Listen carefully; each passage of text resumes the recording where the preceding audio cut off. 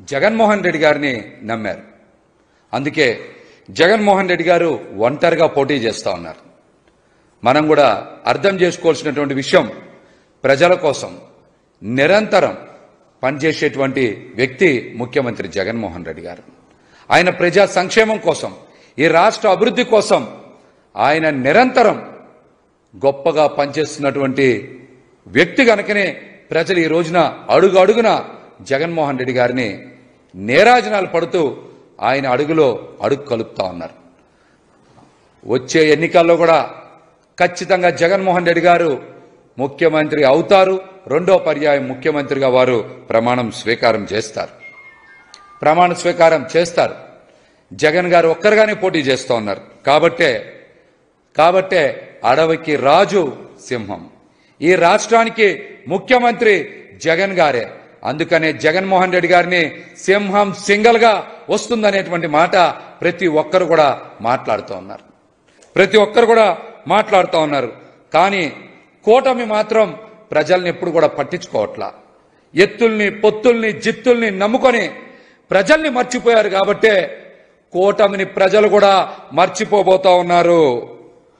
ఈ రాష్ట్రానికి రాబోయే 25 సంవత్సరాలు ముఖ్యమంత్రిగా జగన్మోహన్ రెడ్డి గారే ప్రజల ఆశీర్వాదంతో ఉండబోతా ఉన్నారనేటువంటి వాస్తవం కూటమికి తెలిసిపోయే ఇష్టం వచ్చినట్టు పిచ్చి పిచ్చి ప్రేలాపనలు పేలుతా ఉన్నారు వారందరూ కూడా. అందుకనే పిచ్చి పిచ్చి ప్రేలాపనలు పేలుతా ఉన్నారు.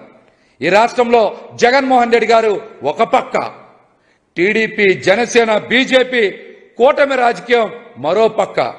అందుకనే కూటమి రాజకీయాన్ని కొమ్మొక్క రాజకీయం అని ప్రజలందరూ కూడా అంటా ఉన్నారు. కూటమి రాజకీయాన్ని కొమ్మొక్క రాజకీయం అంటా ఉన్నారు అందరూ కూడా, ప్రజలందరూ కూడా.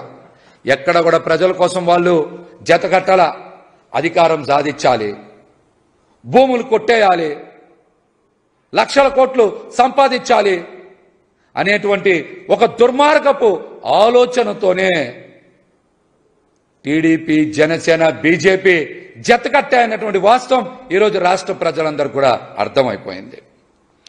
మనం కూడా చూశాం. జనసేన పార్టీ అధ్యక్షులు పవన్ కళ్యాణ్ గారే ముఖ్యమంత్రి అభ్యర్థి అంటూ చాలా కాలం ప్రచారం చేశారు. కొండంత రాగం తీశారు. తీరా చూస్తే 24 సీట్లు అన్నారు, 21 సీట్లు అన్నారు. చివరికి జనసేన పార్టీ కార్యకర్తలకో నాయకులకో దక్కింది కేవలం 11 సీట్లే. ఈ అంకెలు చూస్తే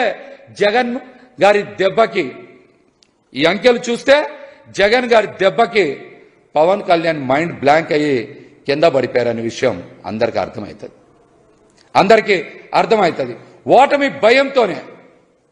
ఓటమి భయంతోనే ఇష్టానుసారం పవన్ కళ్యాణ్ గారు ప్రేలాపనలు పేలుతా ఉన్నారు. ఆయన కూడా ఒక్కసారి పవన్ కళ్యాణ్ గారి పరిస్థితి ఏంటో ఆయనకి అర్థం కాక ఆయన్ని అభిమానించేటువంటి కాపుల్ని కానీ, జనసేన కార్యకర్తలను కానీ దిగజారిపోయి మాట్లాడుతూ ఉన్నారు. ఆయన నిరంతరం ఆయన జనసేన కేడర్ని కానీ, కాపుల్ని కానీ అవమానించే దిశగానే మాట్లాడుతూ ఉంటారు. అంటే పవన్ కళ్యాణ్ స్థాయి ఎంత దిగజారిపోయిందో మనందరం కూడా అర్థం చేసుకోవచ్చు. దీన్ని బట్టి అర్థం చేసుకోవచ్చు. జనసేన పార్టీ అభ్యర్థులుగా వచ్చింది కూడా చంద్రబాబు గుంపులో నుంచే. జనసేన అభ్యర్థులుగా వచ్చింది కూడా చంద్రబాబు గుంపులో నుంచే. బీజేపీ అభ్యర్థులు కూడా వచ్చింది చంద్రబాబు గుంపులో నుంచే. మరి గుంపుని తోడేళ్లు, గుంట నక్కలు, హైనాలు అనక ఏమనాలో కూడా వాళ్లే సమాధానం